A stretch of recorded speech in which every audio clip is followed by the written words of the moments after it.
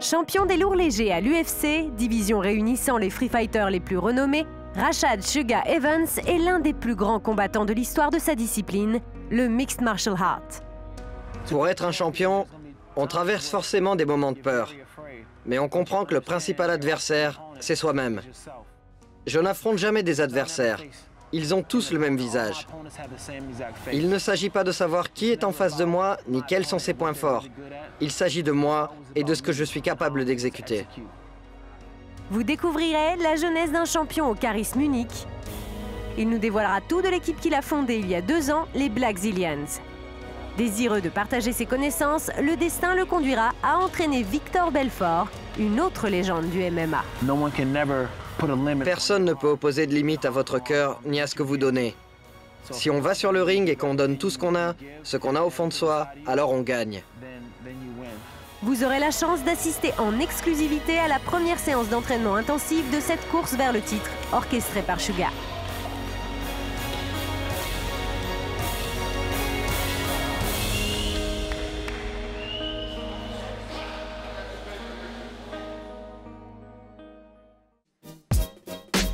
De tous les combattants de l'histoire du MMA, Rashad Evans est considéré comme l'un des plus charismatiques. À chaque fois qu'il combat, plus de 700 000 personnes se pressent dans les stades et derrière leurs écrans pour l'encourager, ce qui fait de lui l'un des mieux payés de sa discipline. Ce chouchou des fans et des médias est dorénavant plus qu'un sportif, c'est une véritable icône. Mais aujourd'hui, ce n'est pas sous les projecteurs que vous le retrouverez. Enfermé à l'intérieur d'un gym plutôt anodin, s'exerce un groupe soudé et déterminé. Au soleil floridien, Rashad Sugar Evans et ses coéquipiers préfèrent la dureté de l'entraînement quotidien. Je suis Rashad Evans, boxeur lourd léger, ancien champion de l'UFC. Je suis en Floride du Sud, en plein entraînement avec les Blackzilians. On a formé cette équipe il y a plus d'1 an. Je suis l'un des fondateurs, l'un des 5 créateurs. Voilà, c'est moi. Rashad Evans voit le jour dans la banlieue de New York en 1979. C'est avec son ami d'enfance Gabriel Hooks, surnommé Poncho, qu'il commence la pratique des arts martiaux. Rashad est mon meilleur ami depuis l'âge de 6 ans. On vient tous les deux de la même ville, Niagara Falls. On s'affronte dans des combats toute la semaine. Très jeune, Rashad a déjà à cœur de montrer au monde entier qu'il a le potentiel pour atteindre les sommets. On peut vraiment dire que c'est devenu quelqu'un. Il en veut. Il a cette rage en lui. C'est en lutte que notre champion connaît ses premières victoires. Mais sa rencontre avec le MMA, le Mixed Martial Arts, provoque un déclic. Ça a été une évidence pour moi. C'est l'un des événements les plus naturels de ma vie. Plus naturel encore que la lutte, le football, plus naturel que n'importe quel autre sport que j'ai pratiqué. Ce sport est fait pour moi. C'est le moyen d'expression idéal. Pour le reste de ma vie, j'ai trouvé un sport qui exprime réellement qui je suis. C'est en gagnant l'émission The Ultimate Fighter, la télé-réalité phare du MMA, qu'il se fait un nom dans le monde du free fight. L'émission Ultimate Fighter a été un tremplin pour moi et pour la suite de ma carrière, car ça m'a permis de maîtriser les épreuves que je rencontrerai plus tard. Sugar enchaîne les victoires mais n'est toujours pas considéré comme un potentiel champion. Un KO va le faire entrer dans la lumière. Evans affronte Chuck Liddell, icône de l'UFC. Donné perdant, il précipite la retraite du monstre sacré du MMA. Le combat de ma carrière dont je suis le plus fier est celui contre Chuck Liddell. Pas pour la façon dont j'ai terminé, mais pour l'ascenseur émotionnel qu'il m'a provoqué. Un champion était né. Cette victoire lui offre une chance de combattre pour la ceinture. Le 27 décembre 2008, il affronte le champion Forrest Griffin. Au terme d'un combat disputé, il remporte le titre absolu de champion UFC. Sur le toit du monde à 29 ans, il n'a encore jamais connu la défaite en 14 combats professionnels. J'avais vraiment la rage. Tant qu'on a pas mal, on n'imagine pas que ça peut arriver.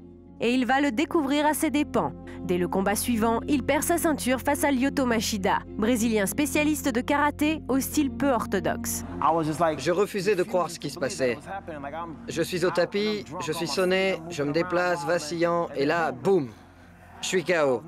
Mais c'était mon état d'esprit, je ne pensais pas pouvoir avoir mal. Alors membre de la Team Jackson, Rashad s'est lié d'amitié avec John Jones, un jeune partenaire plein de promesses. Plus qu'un camarade, Jones devient son protégé. Ils se font une promesse, ne jamais combattre l'un contre l'autre. Joe Rogan a interviewé John Jones après une victoire et Jones a déclaré « Si Rashad est champion, alors je l'affronterai. Si c'est ce que Dana veut, je l'affronterai. » Là, tout a changé. Tout s'est su très vite et Rashad s'est dit « Comment a-t-il osé ?» Il s'est senti trahi. Il n'y avait que 2 entraîneurs. 2 entraîneurs pour plus d'une centaine de boxeurs. C'était impossible. Les 2 amis ne peuvent plus s'entraîner ensemble. Rashad quitte le Nouveau-Mexique pour la Floride. Il y fonde sa propre équipe, les Blackzilians. Cette idée est née plus d'un besoin qu'autre chose. Des mecs avaient quitté l'équipe adverse, l'American Top Team, et cherchaient un lieu où s'entraîner. J'ai commencé à m'entraîner avec eux, et je ne voulais pas partir. On s'est tous rapprochés. On était à peine 5 en tout. Bigfoot blaguait. Il nous appelait les Blackzilians, parce que la moitié de l'équipe, c'était des Noirs, et l'autre, des Brésiliens. Suga partage dorénavant ses séances avec des combattants chevronnés comme Victor Belfort, Alistair Overeem ou encore Thiago Silva, un Brésilien qu'il a affronté à l'UFC. J'ai besoin d'eux. Et en même temps, quand c'est à mon tour de combattre, je me bats juste contre moi. Ça devient quelque chose d'individuel. Dans la jungle, les lions ne marchent pas avec les zèbres.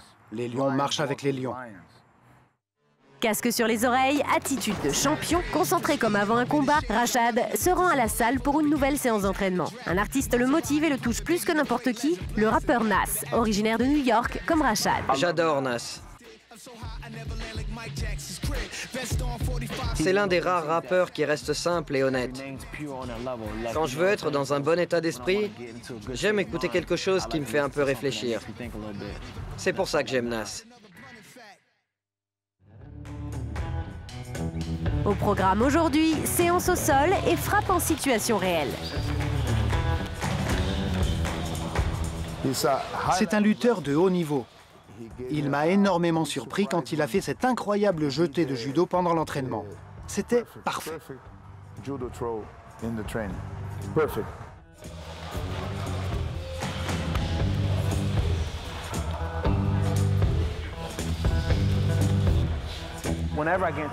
À chaque fois que je vais faire un combat, je n'accorde pas d'importance à ce qui va se passer dans la cage.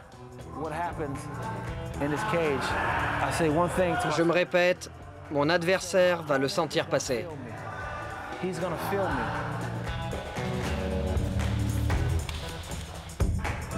C'est un excellent lutteur. Il est toujours là, à transmettre ses connaissances à ses amis, à aider tout le monde. C'est cool.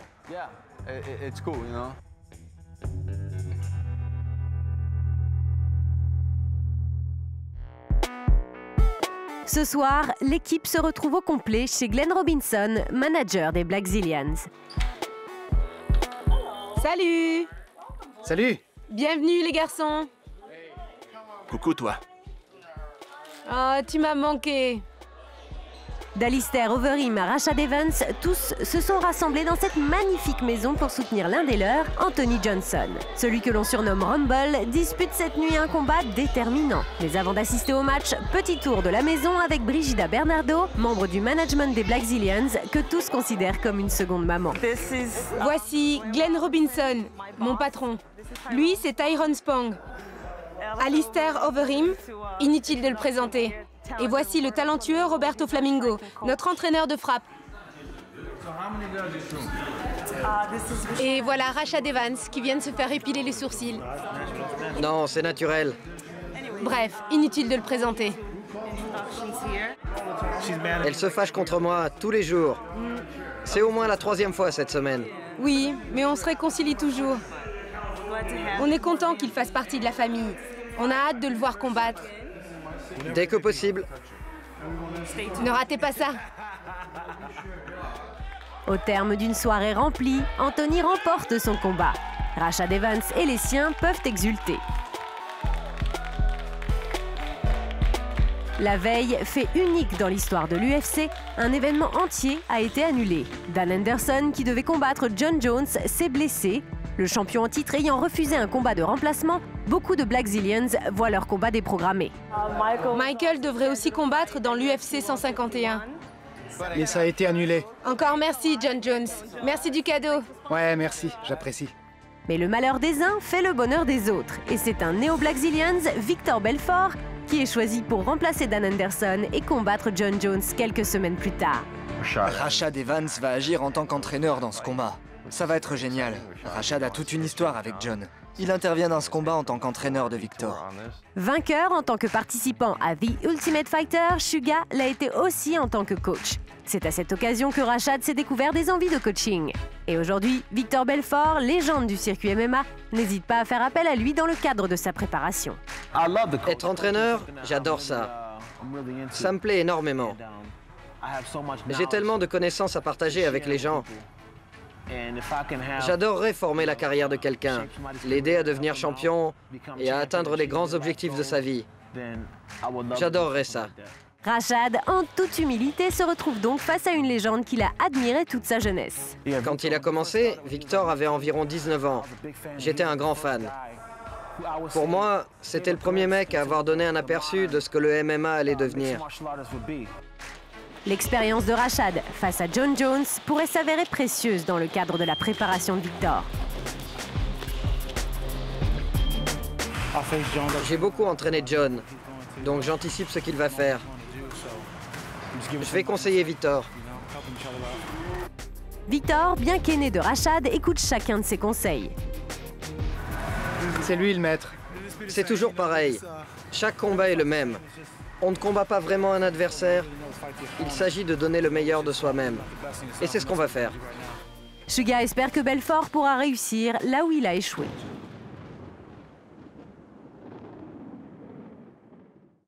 D'une télé-réalité au titre de champion de l'UFC, Rashad Evans a progressé et travaillé pour gravir les échelons un par un. Il n'a pas hésité à monter les Blackzilians, son équipe, à son image et avec ses propres valeurs.